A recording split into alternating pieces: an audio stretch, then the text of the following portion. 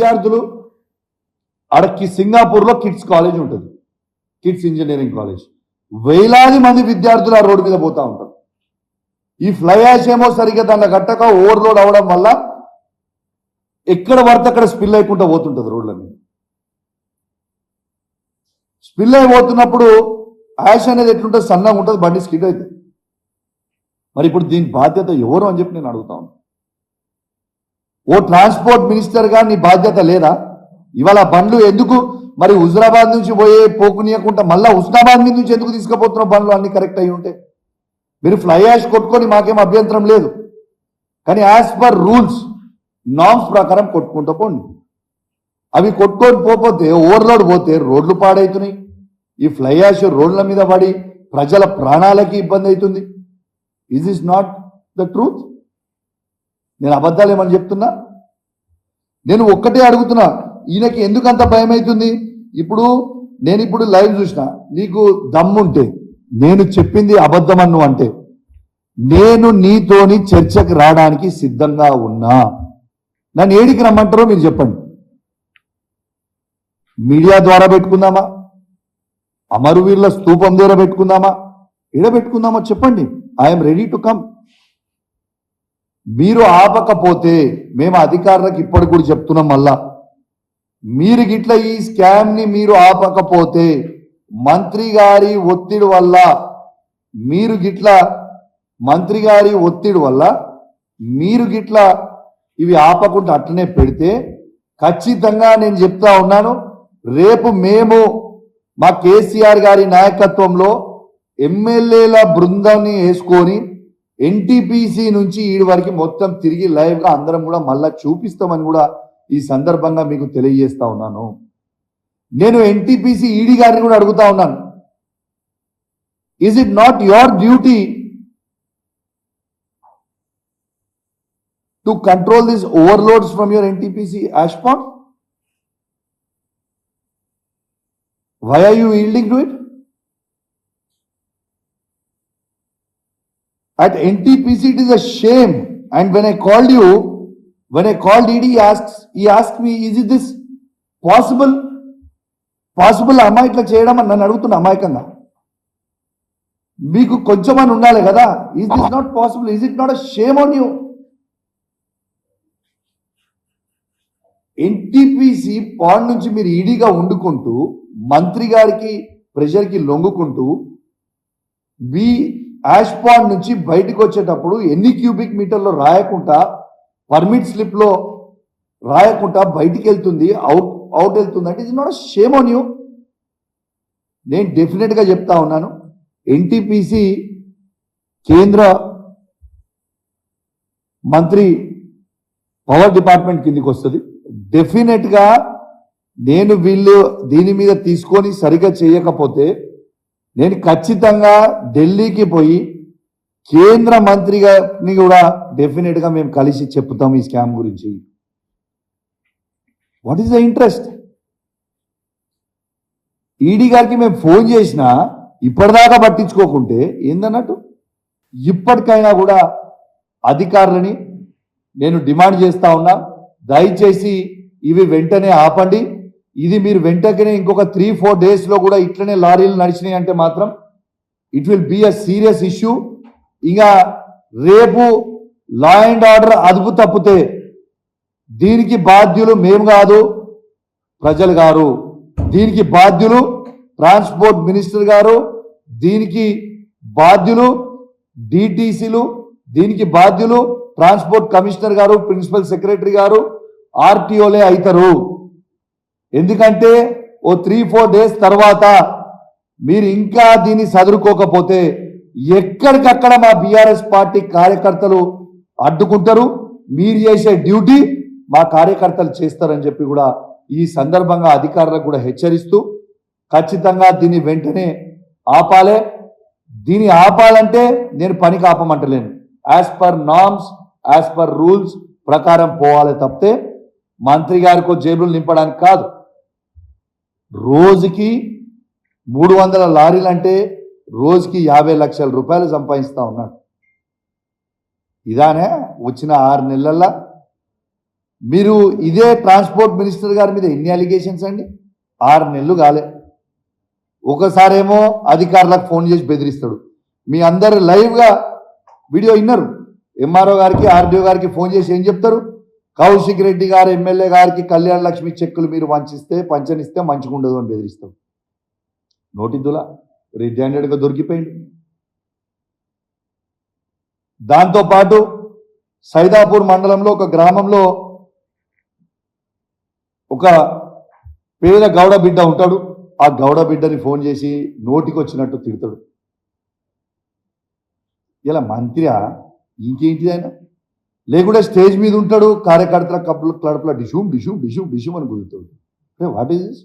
Press మీడియాలో పోతాడు, press మీడియాలో ఎవరైనా క్వశ్చన్ అడితే అంటాడు. అరే ఇదేంటి భయ్, వాట్ ఈస్ దిస్? అంటే ఇంత జోకర్ అయిపోయిండు. ఈ స్కామ్ గ్రేస్ని నిజంగా కాంగ్రెస్ స్కామ్ గ్రేస్గా మారిపోయింది. ప్రజలందరూ కూడా మిమ్మల్ని గమనిస్తూ ఉన్నారు. మీ అందరికి కూడా చెప్తా ఉన్నాం, ఖచ్చితంగా మీ అందరికీ కూడా ప్రజలు గమనిస్తూ ఉన్నారు. మీరు రాబోయే రోజుల్లో తీవ్రమైన పరిణామాలు కూడా ఎదుర్కోవాల్సి వస్తుంది. అధికారులకి ఫైనల్గా ఇంకొకటి చెప్తున్నా, అధికారులకి ఎగ్జాంపుల్ మీకు ఆంధ్రప్రదేశే 2019లో వైఎస్ఆర్ కాంగ్రెస్ పార్టీ గెలిచింది. ఆ రోజు తెలుగుదేశం పార్టీ మొత్తము 23 సీట్లకు పడిపోయి కిందికి పడిపోయింది. అధికారులు ఎటువంటి అటు చేసుకుంటే 5 సంవత్సరాల తర్వాత మళ్ళా తెలుగుదేశం పార్టీ వచ్చింది. ఇలా మీ పరిస్థితి ఏంటిదాడా ఆంధ్రప్రదేశ్లో అధికారులు? రేపు తెలంగాణలో కూడా లేదా కాంగ్రెస్ పార్టీ ప్రభుత్వం ఉన్నది, వాళ్ళకి కొంగు చేస్తాము, వాళ్ళు చెప్పింది మేము చేస్తాము అని మీరు అనుకుంటే మళ్ళా బీఆర్ఎస్ పార్టీ తెలంగాణ రాష్ట్రంలో అధికారానికి రాక తప్పదు. మళ్ళా వచ్చిన రోజు మాత్రం మీ అందరు మాత్రం పరిశానలో పడతారు. కాబట్టి మీరు దయచేసి రూల్స్ ఎట్లున్నాయో రూల్స్ ప్రకారం మీరు పనిచేసుకుంటే బాగుంటుందని మీకు హెచ్చరిస్తా ఉన్నాం. ఇలా అధికారులు ఎవరైతే చేస్తలేవో మేము కూడా రెడ్ బుక్ మెయింటైన్ చేస్తున్నాం. రెడ్ బుక్లు అన్ని పేర్లు రాసుకుంటున్నాం మేము కూడా, no problem. Matter of time వచ్చినప్పుడు మళ్ళీ మీకు కూడా తీవ్రమైన పరిణామాలు ఎదుర్కోవాల్సిన పరిస్థితి వస్తుంది. కాబట్టి మీరు దయచేసి, మీ మీద మాకు గౌరవం ఉంది, మిమ్మల్ని మేము బెదిరిస్తలేము, కానీ మీకు జస్ట్ గుర్తు చేస్తున్నాం మీ బాధ్యతని. కాబట్టి బాధ్యత తప్పకుండా, మీకు అధికారులు బాధ్యత తప్పకుండా, దయచేసి ప్రోటోకాల్ తప్పకుండా, ఎమ్మెల్యేలు బీఆర్ఎస్ పార్టీ వాళ్ళు కావచ్చు, కాంగ్రెస్ పార్టీ వాళ్ళు కావచ్చు, బీజేపీ పార్టీ వాళ్ళు కావచ్చు, అందరు కూడా ప్రజలు ఓట్లు వేస్తేనే గెలిచిన వాళ్ళు. దయచేసి అందరికీ as per protocol, as per watt ever ఉంటే దాని ప్రకారం మీరు చేయండి. తప్పితే మీరు జాదా హుషారీ చేస్తే జాదా హుషారీ జాన్కు ఖతరా అవుతుంది. తర్వాత మీ ఇష్టం అని చెప్పి మీ అందరికి కూడా తెలియజేస్తూ సెలవు తీసుకుంటా ఉన్నాను. జై తెలంగాణ, జై KCR. Thank you very much.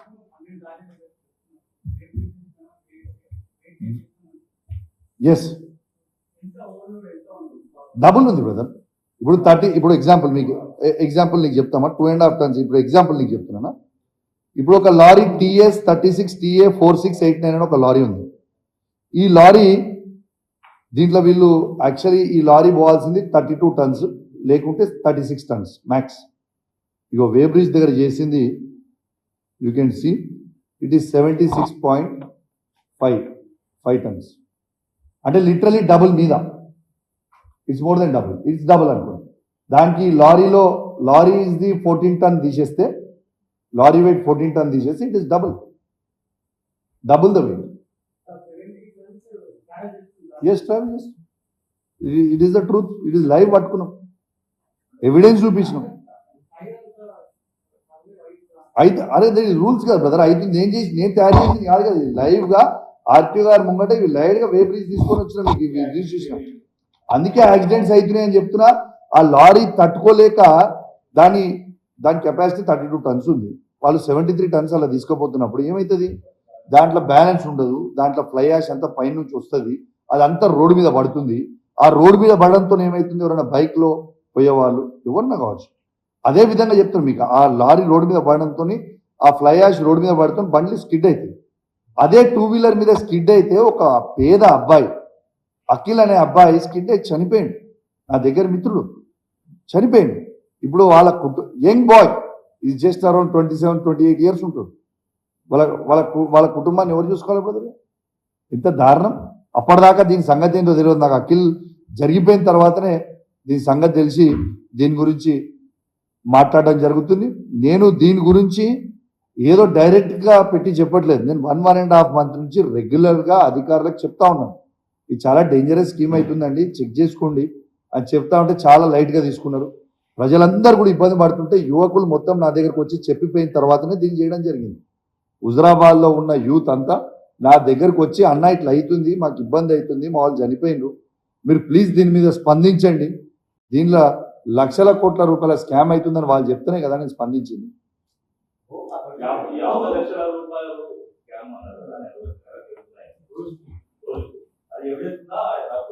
Brother cash తీసుకున్న దానికి ఎవిడెన్స్ వీడియోలు ఉంటాయా బ్రదర్? మీ క్యాల్కులేషన్ సింపుల్గా చెప్పిన నీకు, సింపుల్ క్యాల్కులేషన్ నేను ఎక్కువ చెప్పచ్చిందానా?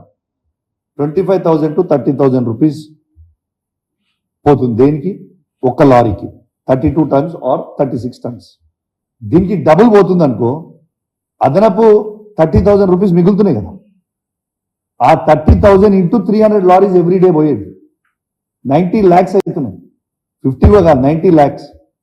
కానీ ఆ 40 lakhs వీళ్ళకపోతున్నాయి, ఆ 40 lakhs వీళ్ళకపోతున్నాయి, 50 lakhs డైరెక్ట్ మంత్రికి పోతున్నాయి. ఈ మంత్రి గారు కలెక్షన్ బాయ్ పేరు కూడా చెప్తున్నా నీకు, పొన్నం ప్రభాకర్ గారి అన్న కొడుకు అనూప్ గారు. నేను చెప్పేది అబద్ధం అయితే చందు, మీరు మీడియా ఉంది లైవ్, నువ్వు ఇప్పుడు కూడా ఓ. నేను ఆ రోజు పట్టుకున్న రోజు రెడ్ హ్యాండెడ్ కూడా చెప్పిన చందు గారు, లైన్గా 100 లారీలు ఆగినాయి నేను హుజరాబాద్ ఆపిన రోజు. ఆర్టీఓ గారు ఆ రోజు శ్రవంతి అని ఆర్టీఓ గారు అనుకో ఎంవీఐ కరీంనగర్ వచ్చిండ్రు, సీజ్ చేసి పోయినరు. తనకు చెప్పిన తన కళ్ళ ముందర నుంచి పోతున్నాయి బండ్లు, right in front of our eyes. లారీలన్నీ ఆగున్నా కూడా నేను ఫోన్ చేసి చెప్పినా కూడా బండ్లు సీజ్ చేయలేదు. What is the interest? Exactly ఎవరు? Okay sir we will look into it అంటారు, చేయరు. దాని అర్థం ఏంటిది?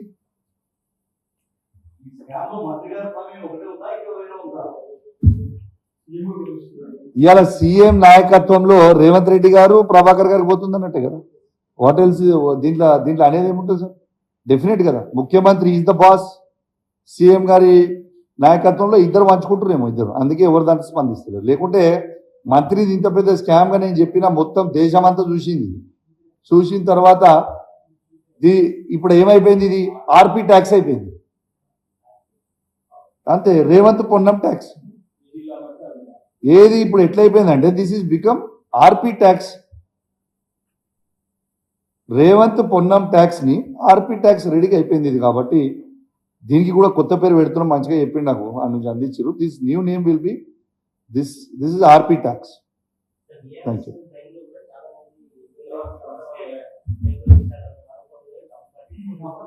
బ్రదర్. దీనికి కూడా ఆన్సర్ చెప్దామా? మీ ఒక్క నిమిషం, ఇది కూడా చెప్దాం. మీరు ఉష్కేది కూడా నీకు చెప్తున్నా. 10 years 2004 to 2014 కాంగ్రెస్ ప్రభుత్వం. ఈ శాండ్ మీద గవర్నమెంట్కి వచ్చిన ఆదాయం ఎంతండి? 47 crores per annum total Andhra Pradesh.